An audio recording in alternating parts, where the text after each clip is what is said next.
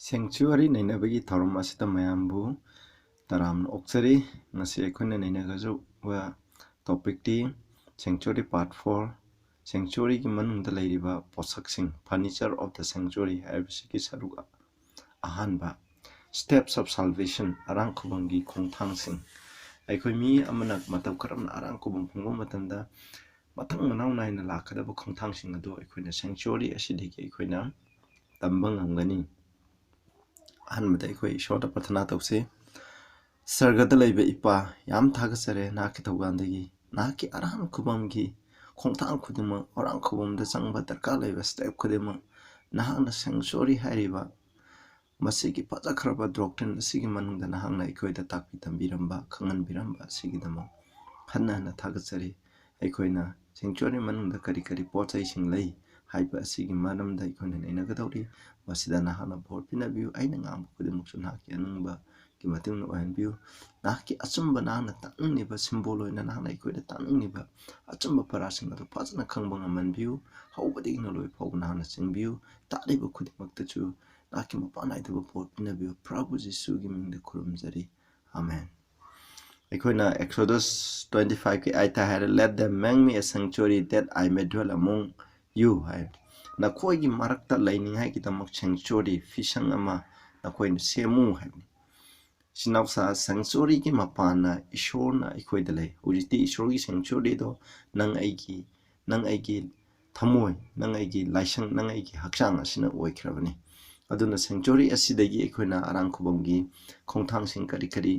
दरकार लै हाबदो इखोइन खंगबा ngamgani अखोइ हुजि चंगसन मिनरसि येंगसे अहानबदा इखोइन sanctuary सिगी अहानबा संगबा मतमदा मसिगी मनुंगदा संगबा मतमदा मसिगी मनुंगदा संगगा माइ furniture लैरिबा खुदिमक्से इखोइन येंगबा मतमदा इखोइना अरांखुबम कमाइना फंगनंगाइ कितमक करी अहानबा खोंथांग संगनी हाबसे अहानबदा sanctuary मनुंगदा संगे हाबा मतमदा थोंग पालमगनी अइना ममांगदा थोंगी मरमदा हाइख्रे मसिगी पाक चावो करीना कमाइना खनबा खोटपा अदुगी मरमददि हाइजररोय इखोइ येंगसे थोंग हाबसे करीनो इखोइना अरांखुबम फंगनंगाइ की अहानबा थोंग असे कनानो इखोइ येंगबा याइ John 9:10 की 9 दा हाय अइना थोंग अदुनी अइगी मपान नतना मी अमतना अइगी by me if any man enter in अइगी मपान कनागो मी अमना संगलबदि हाइब थोंग अदुदा संगलगदि he shall be saved महापु कनबिगनी हाबने shall go in and out and find pasture mana manungda changba mapanda thokpa phangani aduga asangba labulaman chaba phangani hem masida tangni budi khoi John 10 da ikhoina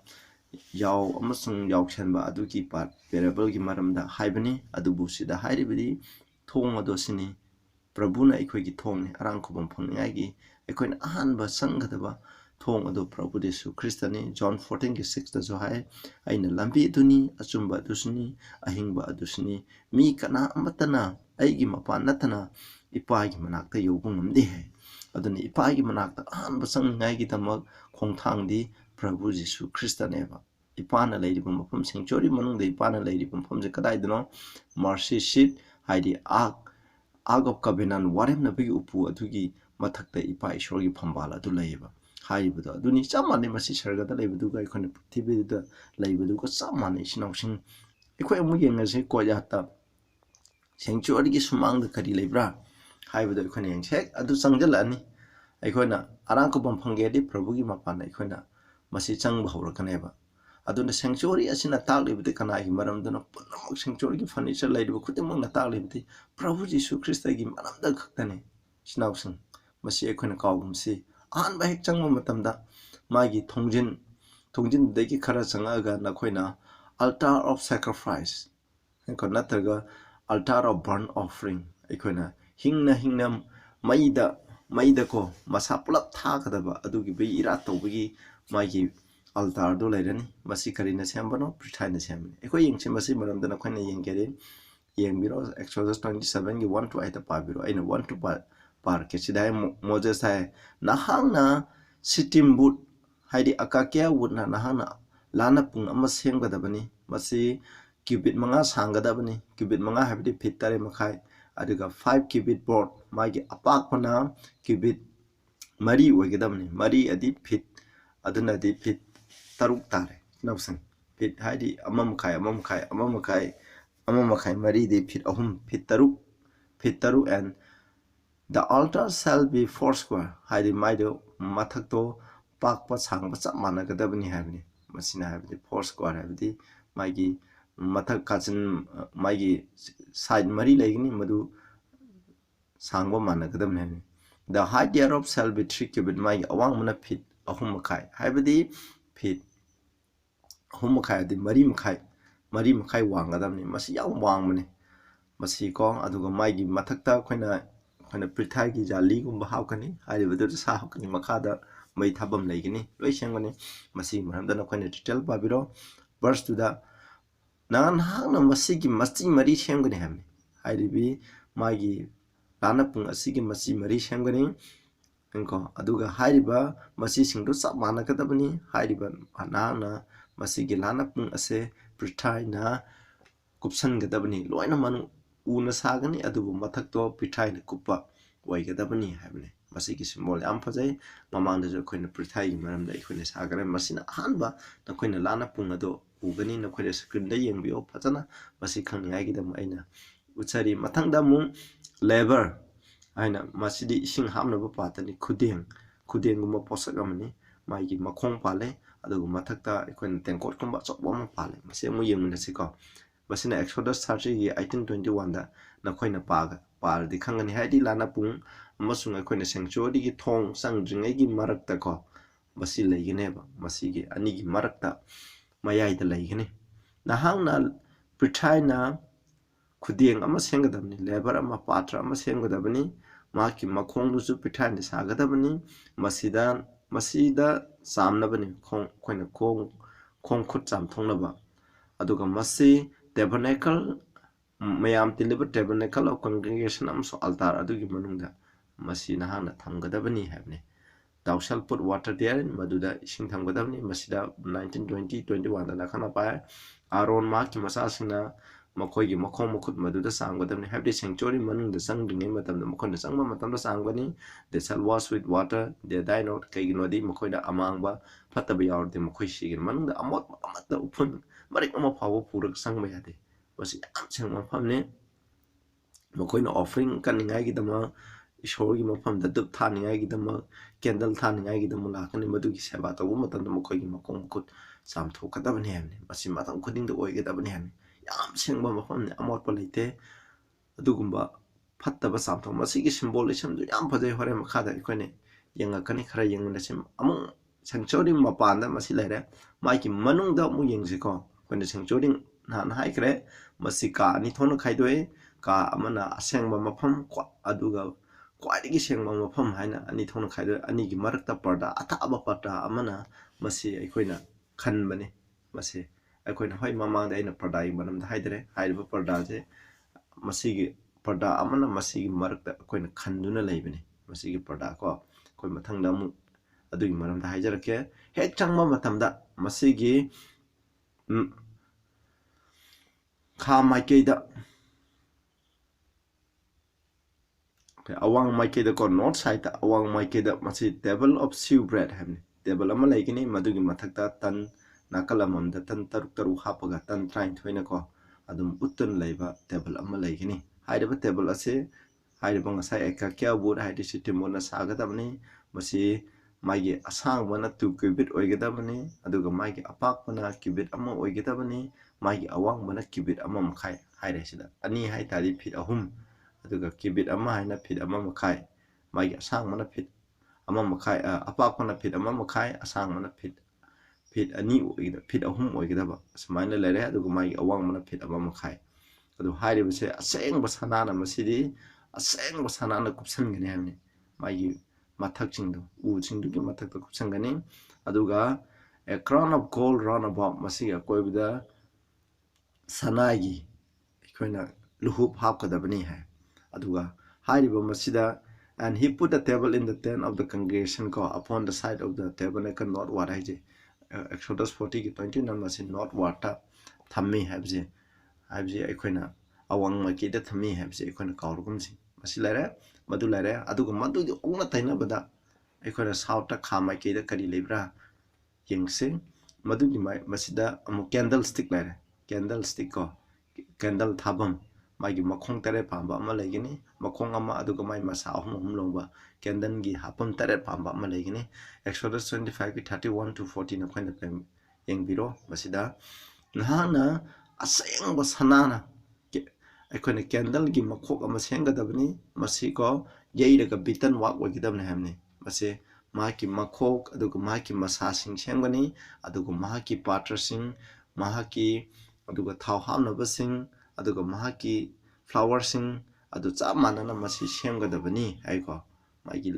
ꯂꯩ ꯁꯥꯠꯐꯝ ꯍꯥꯏꯇꯥꯔꯦ ꯂꯩ ꯁꯥꯠꯐꯝ ꯍꯥꯏꯗꯤ ꯃꯥꯒꯤ candle ꯃꯈꯣꯛꯇ ꯄꯥꯟꯐꯝ ꯑꯗꯨꯕꯨꯅꯤ flower ꯍꯥꯏꯁꯦ ꯑꯗꯨꯒꯨꯝꯕꯗ ꯁꯦꯝꯒꯅꯤ ꯍꯥꯏ ꯃꯥꯒꯤ ꯃꯁꯥ 6 ꯂꯩꯒꯅꯤ ꯃꯁꯤꯗꯒꯤ ꯊꯣꯛꯂꯛꯀꯅꯤ ꯍꯥꯏꯔꯤꯕ ꯃꯁꯥꯁꯤꯡ ꯑꯗꯨ ꯍꯥꯏꯗꯤ ꯅꯥꯀꯜ ꯑꯃꯃꯝꯗ ꯃꯁꯥ 3 ꯄꯨꯟꯅ ꯃꯈꯣꯡ 6 ꯄꯥꯟꯒꯗꯕꯅꯤ ꯍꯥꯏꯕꯅꯤ ꯑꯗꯨ ꯍꯥꯏꯔꯤꯕꯁꯦ ꯁꯥꯎꯟ ꯃꯥꯏꯀꯩꯗ ꯊꯝꯒꯗꯕꯅꯤ ꯍꯥꯏꯅ ꯑꯦꯛꯁꯣꯗꯁ 40ꯒꯤ 24ꯗ ꯂꯩꯔꯦ ꯅꯈꯣꯏ ꯑꯃꯨꯛ ꯍꯟꯅ ꯐꯖꯅ ꯄꯥꯕꯤꯌꯨꯀꯣ ꯑꯩꯅ ꯂꯣꯏꯅ ꯑꯦꯛꯁꯄ꯭ꯂꯦꯟ ꯇꯧꯗ꯭ꯔꯕꯁꯨ ꯏꯆꯤꯟꯅꯥꯎꯁꯤꯡꯅ ꯑꯩꯈꯣꯏꯅ ꯕꯥꯏꯕꯜꯗ ꯑꯃꯨꯛ ꯄꯥꯕꯤꯌꯨ ꯃꯊꯪꯗ 5 ꯁꯨꯕꯗ ꯑꯃꯨꯛ ꯌꯦꯡꯁꯤ ꯃꯗꯨ ꯂꯩꯔꯦ ꯑꯗꯨꯒ ꯉꯁꯥꯏꯒꯤ ꯃꯣꯁ ꯍꯣꯂꯤ ꯄ꯭ꯂꯦꯁꯀꯤ ꯃꯅꯨꯡ ꯆꯪꯐꯝ ꯃꯥꯒꯤ ꯃꯌꯥꯏ ꯆꯪꯐꯝ ꯄꯔꯗꯥꯗꯨꯒꯤ ꯃꯌꯥꯏ ꯑꯣꯏꯔꯞ ꯍꯥꯏꯗꯤ ꯃꯥꯒꯤ ꯃꯅꯨꯡ ꯆꯪꯐꯝ ꯑꯗꯨꯗ ꯑꯩꯈꯣꯏꯅ ꯑꯜꯇꯥꯔ ꯑꯣꯐ ꯏꯟꯁꯦꯟꯁ ꯍꯥꯏ ꯑꯩꯈꯣꯏꯅ ꯙꯨꯞ ꯊꯥꯅꯕ ꯂꯥꯟꯅꯄꯨꯡ ꯑꯃ ꯁꯦꯝꯒꯅꯤ ꯃꯁꯤꯁꯦ ꯒꯣꯜꯗꯟ ꯑꯜꯇꯥꯔ ꯍꯥꯏꯔꯒ ꯈꯪꯅꯩ ꯃꯁꯤꯁꯨ ꯁꯅꯥꯅ ꯁꯥꯕꯅꯤ ꯃꯁꯤꯀꯣ ꯃꯁꯤꯗ ꯍꯥꯏ ꯚꯔꯁ ꯑꯦꯛꯁꯣꯗꯁ 30ꯒꯤ 1 2 3 6ꯗ ꯌꯦꯡꯉꯣ ꯅꯍꯥꯛꯅ ꯑꯩꯈꯣꯏꯅ ꯙꯨꯞ ꯊꯥꯅꯕ ꯑꯜꯇꯥꯔ ꯑꯃ ꯁꯦꯝꯒꯅꯤ ꯃꯁꯤ ꯁꯤꯇꯤꯝ ꯎꯠꯅ ꯁꯥꯒꯗꯕꯅꯤ ꯑꯗꯨꯒ ꯃꯥꯒꯤ ꯑꯄꯥꯛꯄꯅ ꯀ꯭ꯌꯨꯕꯤꯠ ꯃꯥꯒꯤ ꯑꯁꯥꯡꯕꯅ ꯀ꯭ꯌꯨꯕꯤꯠ ꯑꯃ ꯑꯣꯏꯒꯗꯕꯅꯤ ꯐꯤꯠ 1.5 ꯑꯗꯨꯒ ꯃꯥꯒꯤ ꯑꯄꯥꯛꯄꯁꯨ ꯐꯤꯠ 1.5 ꯑꯣꯏꯒꯗꯕꯅꯤ ꯃꯊꯛꯁꯦ ꯁꯥꯡꯕ ꯆꯞ ꯃꯥꯟꯅꯒꯅꯤ ꯐꯤꯠ 1.5 ꯑꯗꯨꯒ ꯀ꯭ꯌꯨꯕꯤꯠ ꯑꯅꯤꯅ ꯃꯍꯥꯛꯀꯤ ꯑꯋꯥꯡꯕ ꯑꯣꯏꯒꯅꯤ ꯐꯤꯠ 3 ꯋꯥꯡꯒꯗꯕꯅꯤ ꯍꯥꯏꯕꯅꯤ ꯑꯗꯣ ꯃꯁꯤꯒꯤ ꯃꯆꯤ 4 ꯄꯥꯟꯒꯅꯤ ꯃꯁꯤꯁꯨ ꯆꯞ ꯃꯥꯟꯅꯅ ꯁꯦꯝꯒꯅꯤ ꯍꯥꯏꯔꯤꯕꯁꯦ ꯅꯍꯥꯛꯅ ꯑꯁꯦꯡꯕ ꯃꯥꯒꯤ ꯃꯊꯛꯇꯣ ꯑꯁꯦꯡꯕ ꯁꯅꯥꯅ ꯅꯥꯀꯟꯁꯤꯡ ꯑꯗꯨꯁꯨ ꯃꯥꯒꯤ ꯃꯆꯤꯁꯤꯡ ꯑꯗꯨ ꯑꯁꯦꯡꯕ ꯁꯅꯥꯅ ꯃꯁꯤ ꯌꯣꯝꯁꯤꯟꯒꯗꯕꯅꯤ ꯃꯁꯤ ꯁꯅꯥꯒꯤ ꯃꯆꯨ ꯃꯥꯜꯂꯦ ꯑꯗꯨꯅ ꯒꯣꯜꯗꯟ ꯑꯜꯇꯥꯔ ꯍꯥꯏꯅ ꯈꯪꯅꯩ ꯃꯁꯤ ꯚꯔꯁ 6 ꯍꯥꯏꯀꯣ ꯃꯁꯤ ꯅꯍꯥꯛꯅ ꯄꯔꯗꯥ ꯑꯗꯨꯒꯤ ꯃꯃꯥꯡꯗ ꯍꯥꯏꯀꯣ ꯗ ꯑꯥꯔꯛ ꯑꯣꯐ ꯇꯦꯁꯇꯤꯃꯣꯅꯤ ꯍꯥꯏꯗꯤ ꯄꯔꯗꯥ ꯍꯥꯏꯗꯤ ꯑꯥꯔꯛ ꯑꯣꯐ ꯀꯕꯤꯅꯥꯟ ꯋꯥꯔꯦꯞꯅꯕꯒꯤ ꯎꯄꯨ ꯑꯗꯨꯒꯤ ꯃꯃꯥꯡ ꯍꯥꯏꯗꯤ ꯄꯔꯗꯥ ꯑꯗꯨꯒꯤ ꯃꯃꯥꯡꯗ ꯕꯤꯐꯣꯔ ꯗ ꯃꯔꯁꯤ ꯁꯤꯠ ꯏꯁꯣꯔꯒꯤ ꯁꯤꯡꯍꯥꯁꯟꯒꯤ ꯃꯃꯥꯡꯗ ꯃꯁꯤ ꯊꯝꯒꯗꯕꯅꯤ ꯍꯥꯏꯕꯅꯤ ꯄꯔꯗꯥꯒꯤ ꯃꯃꯥꯡꯗꯀꯣ ꯑꯗꯨꯒ ꯊꯝꯒꯗꯕꯅꯤ ꯍꯥꯏꯕꯅꯤ ꯃꯁꯤꯃ ꯂꯩꯔꯦ ꯃꯁꯤꯗ ꯙꯨꯞ ꯊꯥꯒꯅꯤ ꯃꯈꯣꯏꯗ ꯃꯈꯣꯏꯒꯤ ꯄꯨꯔꯣꯍꯤꯠꯁꯤꯡꯅ ꯃꯁꯤꯗ ꯃꯩ ꯊꯥꯒꯅꯤ ꯃꯁꯤꯒꯤ ꯁꯤꯝꯕꯣꯜꯁꯨ ꯀꯔꯤꯅꯣ ꯍꯥꯏꯕꯗ ꯑꯩꯈꯣꯏꯅ ꯃꯊꯪ ꯃꯅꯥꯎ ꯅꯥꯏꯅ ꯑꯩꯈꯣꯏꯅ ꯑꯃꯨꯛ ꯌꯦꯡꯉꯛꯀꯅꯤ ꯑꯩꯈꯣꯏꯅ ꯌꯦꯡꯁꯤꯀꯣ ꯃꯐꯝꯗ ꯃꯊꯪꯗ ꯃꯁꯤꯅ ꯑꯁꯦꯡꯕ ꯃꯐꯝ ꯂꯩꯔꯦ ꯃꯣꯁ ꯍꯣꯂꯤ ꯄ꯭लेꯁ ꯈ꯭ꯋꯥꯏꯗꯒꯤ ꯁꯦꯡꯕ ꯃꯐꯝꯗ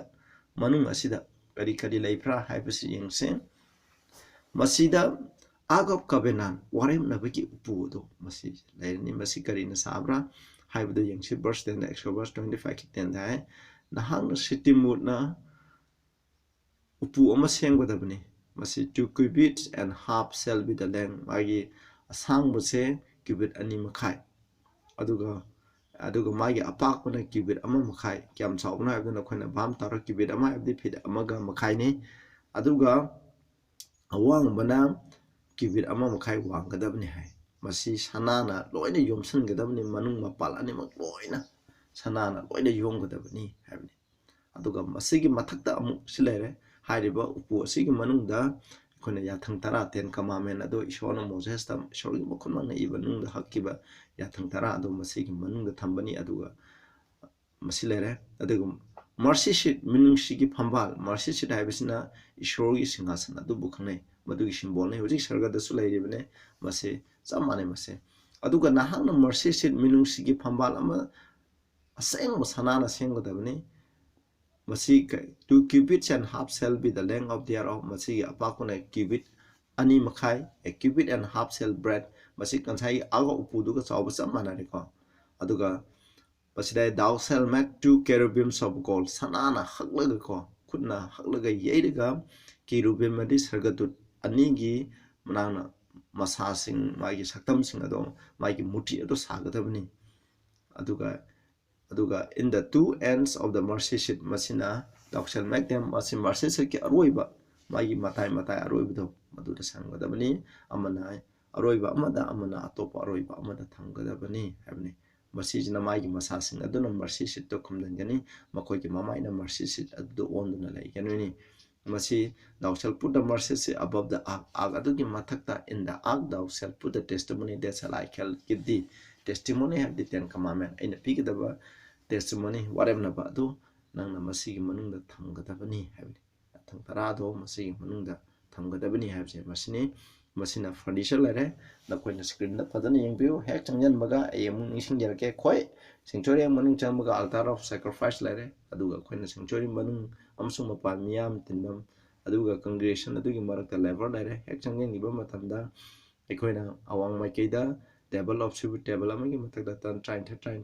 tan taruk nakalam da trying to apag levani maduga opposite da koina candle thanaba makhong magi masa taruk pam punna masa makong taret pamba ama palani makong mai masa mai thabam taret pamba ama leirani aduga parda du khem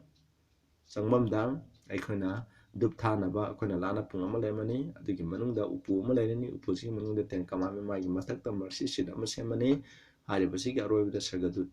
ama mu hapani basi leire sumaina sagadu aduna mercy seat to magi masa amana khumjanba masa nakana khumjalaga silegini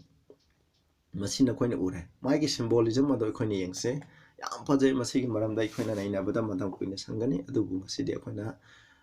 khara yengse ko sil naina ba loiba ngamoy khade yengse magi symbolism sanctuary gi mapana ishon koida tanung neba asigi magi furniture gi mapana tanung neba se karino ekoi yengman se Psalm 73 gi 77 gi 13 da hai ishon nang gi lambi di sanctuary da lay hai ishor gi lambi ekoina ishor phangngai lambi je Karayda Pangani sanctuary da Lairiba Posak Kudimak Mangi Manung Panda Lairiba Sina Ishor Pangai Lambi Duneva Aduna Ishona Quagi Aseng Manung Marsiki Mananda Pambane Madu Pang Tugi Manung de Kona Pang the Karikari Lakni Asi Amatalan Tokas Satpaya Vanati Snowsing Magi Furniture Singje Altar of Burnt Offering Julan Topaya Masi Muyangiko Altar of Burnt Offering Masida Karitobra Akoi Matanga Pasiki Serenjal Warakanda Toan ko amba offering singko basigi maramda ikoina mung nei najarakani Exodus 29 gi 38 39 42 da hai masina hangna haidiba altar sida haidi lana pung pithai gi lana pung asida na hangna kari tawgani nahana masida katabase yaw ani ko sahi ama faraba yaw ani lepan haidana de badai numit khuding katkadabni amana ayukta amana nungthinda verse 39 katkadabni hame mase 42 da masi lepan aidana ko chathagadaba ban offering hingna ko masi mai halani aduga masapun mo thamani aduga mai thahalani ba mai tharaga tumna sani ut on dibo masi mai tharaga sahan bane amana ayukta amana nungthinda numit khuding ko Hebrew masasina adam tawrame hoy hojiti masi khoina tawngai darka lai thai marandi prabhu na cross asiba matam da loikreba adubu magi symbolism masina takping ngudo karino masigi anti type to koina karino habse koina hoji yengba yai masi koina hoji masigi anti type haiba tare samna haijake koina christian khuding mana ayukta koina worship sabit morning worship family worship lai evening the evening worship ne masina mohot singere masi karino morning day ko isama family khuding mase ishora ka thopane aduga chamane nungthinda jo koina tumam dai matamda koina ishora ka thopane Tabo Hudin Tanda Shona Kato, I couldn't admit that they couldn't talk about quick Punsimon on the Shinabani, up over the top of cutting on Haki Todan. Madu, a quick Isha, the Shane, a Shona, get a book of Nana Katopaneva, Masilene. Or they were hide about burn offering, Masilene, Quani and Chib, burn offering the Caliber Yaw, Masida burn offering, sin offering, peace offering, and the trespass offering, Yam like Masida Caliber Yaw. Moreover, Masida, couldn't give burn offering the Caliber Yaw, say Amasuba Yaw having. John 1:29 gi matung ne yaw habse kana khane Prabhu Jisu Christ ne ba koina altar of burnt offering masigi makhong masigi manak tane Prabhu na ikoi gi dam thawai tabi khebje magi sacrifice na kaning hai gi dam ko ikoina thawai tabi khebje Prabhu Jisu Christ ne Ephesians 5:2 da nungsibada salu haibdi Christ na ikoi bu nungsibagum na nungsibada salu mahang masamakpu ikoi gi dam ishoda manam nungsiba manang siba koina smelling savor ko manang siba leiba irapot amagumna bali amagumna ishona masama katsa khre aduna Prabhu Jisu Krishna ikoi gidam masenga saigi peace offering waigera burn offering waigera aikoina sin offering waigera punama ase masida offering asina represent the Prabhu Jesu Christ ne masi masama katsa kare masina aduna Prabhu na kat ki base am darkale altar of burnt offering da represent tabde Prabhu na ekhoi gidam sibi bdo madubu ekhoi gidam kathoga ekhoi gi pa samthon ngai sibi bdu ne yam darkale masi Arankhubam da chinawsen masi khwai gi maru oibane nang aina Prabhu na nang ai gidam sibidra ekhoi da Arankhubam leite ba adu de kya gi matik maru oibno haibse ekhoi na khangje ba Prabhu na Calvary da siba matamda loina ma ekhoi na peace offering gidama sin offering gidama burnt offering gidama ekhoi na trespass offering gidama ekhoi na tawba papki offering gidama punama ishona Prabhu na mahut silaga ekhoi gidama sibi khrabne ba basi ekhoi na man sibiri ba mafumdo madune ba ekhoi na kawgum seba Hebrew 10 gi 10 da jhai ko ekhoi Prabhu Jesu Christa ekhoi for all ekhoi punama ketama amutang Prabhu Jesu Christa na mai ki masado kathok sabagi mapana ekhoi sengdok saba phangi hamne pap tagi ekhoi na sengdok saba pap yautana hingba punsi do Prabhu na sibiba sigi mapana ekhoi na phangi hamne sanctified hamne ko ekhoi na ishori sengba punsi pap chendaba punsi hingbe masibu sanctified haina kane 2 Corinthians 5:21 da ko pap leitaba mahak to shona mahak se ekhoi gidama pap henbeki mahak na pap tau kithe kai gidama ekhoi je mangonda dharma semba oirang ngai gidama hamne ekhoi pap tawre pap taw krami pum khudama ishori wenda tung thu ai ro khudima pap pi ore ekhoi da achengba amata leite ekhoi pam na pik thale ekhoi da dharma semba karisu leite adabu Prabhu na ekhoi gidama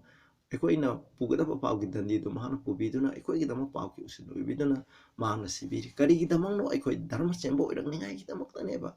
mangoda dharma semba oirang ngai gidama ne Prabhu na sibi se isnausang ekhoi na Prabhu ni simne ekhoi dharma semba oirang na badi mahke mapana ekhoi na pap thado hingba punsi oin ngai gidama ne kana mission de ekhoi Prabhu da thajar de ekhoi pap taro sukai the bele ko masi bible na leite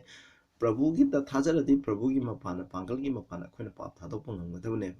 masi aduga ekhoi dharma semba oi gidam ne dharma semba habsi keno isho ya thanga kudu ne ya thang tarang ga kudu da sang tarang ga ta ba mi am tabu ekhoi na dharma semba habi ya roi ba masi Prabhu gi mapana nga pang man bani habsi ekhoi na kaum seba 1 Peter 2 gi 24 da su ko maha masamna makia masa ai hakchang da masama ekhoi ki pap sing ado pubi khi hamne cross da tree da u da habi cross da pubi khi ekhoi je pap thadolaga ekhoi na dharma semba da hing ngai ki tamok ne Prabhu ne sibi base that to sin habi ekhoi na pap thadok pa hamne pap tawba tokpa pap tawba lepa habsi nang ai ki phunsi da ngam gadab nate Prabhu da ekhoi na thajab mapana changnaga mahana piba pangal mangonda nungsibagi mapana Prabhu na ekhoi ki thamoi da leibirak padogi mapana ngamgadawne aduni sanctuary hase Prabhu na ekhoi da leibirak pagi mapana masine Hebrew 9:22 da sumna hai haidi almost all things are by the law purged with blood kudema akhoi na sanctuary manungda tawriba kudema che ma phu sengtokpagi thabak che I na sengdoeba I taba yaudandi pa kopi leite I da ekhoi mioibagi punsi ase I da yawe ekhoi na pap tawbo khudingmana pap ke tongmande asibani hamne asibagi mamal se ekhoi na I da yawe hairibudo aduni I taba yaudana di hamne yawgi I na ekhoi na kanbiba ngamba nate ekhoi na kona mung nei na rase Hebrew 9 da patana pap yawgi hamengi I na ekhoi kanbiba nate ekhoi gi pap kopi bang ngamba nate Prabhu gi maman jamlaba I na ekhoi kopi bani hamne John 1 gi 7 ga 9 ga na ekhoi na paradi khangani aduna Prabhu Jesus Christ gi 7 da koi samjala ke mathak te paroi the blood of Jesus Christ his son cleanse us from all sin ekhoi gi pa khutima gi samthokgi thabak singdokgi thabak che Prabhu Jesus Christ gi I na ne sidai ko aduga sidai ekhoi gi pap sing ado haidok charagadi mahana ekhoi gi pap ado copy gani copy butan natuna pap khudimak dharma chendaba khudimak tagi mahana ekhoi bu samthokpi gani hamne madhugi damne Prabhu na ekhoi gi damak thawai thabikhiba man I thabikhiba masibu ekhoi na altar of burnt offering masina ekhoi khangnei masina ekhoi kaugum siko much more than being justified by his blood maki ina so ekhoi chumhan biba thabak tawai aduni ekhoi na hoji ekhoi na mapandi yengni base ekhoi na justification gi process ne ekhoi na sang ekhoi je han ba ekhoi bu ishoi mapanda pa copy justified de pa copy ba Arankhubam gi am step che justify ne ekhoi na thajar gi mapana haire sacrifice asida thajara di ekhoi na makuluk samla matamda ekhoi na pa copy ba phangane Colossians 1:14 su ekhoi na mahaki ꯏꯒꯤ ꯃꯄꯥꯟ ꯑꯩꯈꯣꯏꯅ ꯄꯥꯞ ꯀꯣꯛꯄꯤꯕ ꯐꯪꯉꯦ ꯍꯥꯏꯔꯤ ꯃꯔꯝꯗꯤ ꯑꯩꯈꯣꯏꯅ ꯄꯨꯒꯗꯕ ꯄꯥꯞ ꯀꯩꯗꯟꯗꯤ ꯈꯨꯗꯤꯡꯃꯛꯇꯣ ꯃꯍꯥꯛꯀꯤ ꯏꯅ ꯄꯤꯕꯤꯈ꯭ꯔꯦꯕ ꯑꯗꯣ ꯍꯥꯏꯔꯤꯕꯁꯦ ꯑꯩꯈꯣꯏꯅ ꯈꯪꯒꯅꯤ ꯃꯁꯤꯗꯒꯤ ꯏ ꯍꯥꯠꯂꯅꯤ ꯍꯥꯠꯂꯕ ꯃꯇꯨꯡꯗ ꯃꯥꯒꯤ ꯏꯁꯤꯡ ꯑꯗꯨ ꯉꯁꯥꯏꯒꯤ ꯑꯩꯈꯣꯏꯅ ꯕ꯭ꯔꯥꯖꯟ ꯑꯜꯇꯥꯔ ꯍꯧꯖꯤꯛ ꯂꯥꯟꯅ ꯄꯨꯡꯒꯤ ꯃꯁꯤ ꯃꯔꯤꯗ ꯑꯃꯨꯛ ꯇꯩꯒꯅꯤ ꯃꯗꯨꯗꯒꯤꯗꯤ ꯑꯃꯨꯛ ꯆꯪꯉꯒ ꯑꯩꯈꯣꯏꯅ ꯁꯦꯡꯆꯨꯔꯤ ꯃꯅꯨꯡꯗ ꯆꯪꯒꯅꯤ ꯆꯪꯉꯀꯥꯟꯗ ꯑꯃꯨꯛ ꯃꯥꯒꯤ ꯄ꯭ꯔꯗꯥꯒꯤ ꯃꯃꯥꯡꯗ ꯑꯩꯈꯣꯏꯅ ꯈꯨꯠꯅ ꯂꯨꯞꯄꯒ ꯇꯔꯦꯠꯂꯛ ꯃꯗꯨꯒꯤ ꯄ꯭ꯔꯗꯥ ꯃꯃꯥꯡꯗ ꯈꯤꯛꯀꯅꯤ ꯃꯁꯤꯀꯣ ꯑꯩꯈꯣꯏꯅ ꯍꯌꯦꯡ ꯃꯊꯪꯗ ꯑꯩꯈꯣꯏꯅ ꯌꯦꯡꯁꯤ ꯁꯤꯟ ꯑꯣꯐꯔꯤꯡ ꯅꯩꯅꯕ ꯃꯇꯝꯗ ꯑꯩꯈꯣꯏꯅ ꯌꯦꯡꯁꯦꯕ ꯃꯗꯨꯒꯤ ꯃꯔꯝ ꯃꯗꯨꯒꯤ ꯁꯤꯝꯕꯣꯂꯤꯖꯝꯗꯣ ꯃꯗꯨꯒꯤ ꯑꯗꯨꯒ ꯆꯍꯤ ꯑꯃꯒꯤ ꯃꯅꯨꯡꯗ ꯗꯦ ꯑꯣꯐ ꯑꯦꯇꯣꯟꯃꯦꯟꯠ ꯑꯅ ꯇꯧꯔꯤ ꯃꯗꯨꯒꯤ ꯃꯊꯛꯇꯅ ꯄ꯭ꯔꯗꯥ ꯃꯔꯁꯦꯁꯤꯛꯀꯤ ꯃꯃꯥꯡꯗ ꯇꯧꯒꯅꯤ ꯍꯥꯏꯕꯗꯤ ꯃꯁꯤꯅꯦꯕ ꯑꯗꯣ 1 Peter 1ꯒꯤ 18-19ꯗꯁꯨ ꯍꯥꯏꯀꯣ ꯑꯩꯈꯣꯏꯁꯦ ꯐꯖꯅ ꯄꯥꯕꯤꯌꯨ with the precious blood of Christ as a lamb without blemish and without spot ꯑꯩꯈꯣꯏꯅ ꯑꯃꯣꯠꯄ ꯂꯩꯇꯕ ꯃꯥꯒꯤ ꯂꯩꯅꯥ ꯇꯤꯟꯅꯥ ꯂꯩꯇꯕ ꯌꯥꯎ ꯑꯃꯒꯤ ꯃꯃꯜ ꯌꯥꯝꯂꯕ ꯈ꯭ꯔꯤꯁꯇꯒꯤ ꯃꯃꯜ ꯌꯥꯝꯂꯕ ꯏ ꯑꯗꯨꯅ ꯑꯩꯈꯣꯏꯕꯨ ꯀꯟꯕꯤꯕꯅꯤ ꯍꯥꯏꯕꯁꯦ ꯃꯁꯤꯅꯦꯕ ꯉꯁꯤꯒꯤꯗꯤ ꯃꯇꯥꯡ ꯑꯁꯤꯗ ꯂꯣꯏꯁꯤꯜꯂꯁꯤ ꯏꯅꯥꯎꯁꯤꯡ ꯑꯩꯈꯣꯏꯅ ꯃꯈꯥ ꯇꯥꯔꯛꯄꯗ ꯑꯃꯨꯛ ꯑꯩꯈꯣꯏꯅ ꯌꯦꯡꯁꯤꯀꯣ ꯑꯗꯨꯅ ꯑꯩꯈꯣꯏꯅ ꯖꯁꯇꯤꯐꯤꯀꯦꯁꯟꯒꯤ ꯄ꯭ꯔꯣꯁꯦꯁ ꯑꯁꯦ ꯑꯩꯈꯣꯏꯅ ꯃꯁꯤꯗ ꯎꯕ ꯐꯪꯉꯤ ꯑꯩꯈꯣꯏ ꯄ꯭ꯔꯊꯅꯥ ꯇꯧꯁꯦ ꯁꯔꯒꯗ ꯂꯩꯕ ꯏꯄꯥ ꯌꯥꯝ ꯊꯥꯒꯠꯆꯔꯦ ꯑꯩꯈꯣꯏꯅ ꯍꯧꯖꯤꯛ ꯅꯩꯅꯈ꯭ꯔꯦ ꯑꯩꯈꯣꯏꯅ ꯑꯔꯥꯡꯈꯨꯕꯝꯗ ꯁꯦꯡꯆꯨꯔꯤꯁꯤꯗ ꯂꯩꯔꯤꯕ ꯐꯔꯅꯤꯆꯔꯁꯤꯡꯅ ꯑꯔꯥꯡꯈꯨꯕꯝꯒꯤ ꯃꯊꯛ ꯃꯅꯥꯎꯅ ꯅꯥꯏꯒꯤꯅ ꯆꯠꯊꯒꯗꯕ ꯑꯩꯈꯣꯏꯅ ꯈꯣꯡꯊꯥꯡ ꯑꯩꯈꯣꯏꯅ ꯖꯁꯇꯤꯐꯥꯏ ꯇꯧꯅꯤꯡꯉꯥꯏ ꯄꯥꯞ ꯀꯣꯛꯅꯤꯡꯉꯥꯏꯒꯤ ꯁ꯭ꯇꯦꯞꯁꯤꯡꯅꯦ ꯑꯗꯨꯒꯤ ꯃꯔꯝꯗ ꯑꯩꯈꯣꯏꯅ ꯈꯔ ꯇꯝꯖꯈ꯭ꯔꯦ ꯃꯈꯥ ꯇꯥꯅ ꯇꯝꯕꯗꯁꯨ ꯅꯍꯥꯛꯅ ꯕꯣꯔ ꯄꯤꯅꯕꯤ ꯇꯥꯕꯤꯕ ꯈꯨꯗꯤꯡꯗ ꯅꯍꯥꯛꯅ ꯕꯣꯔ ꯄꯤꯕꯤꯌꯨ ꯄ꯭ꯔꯚꯨꯒꯤ ꯃꯤꯡꯗ ꯈꯨꯔꯨꯝꯖꯔꯤ ꯑꯃꯦꯟ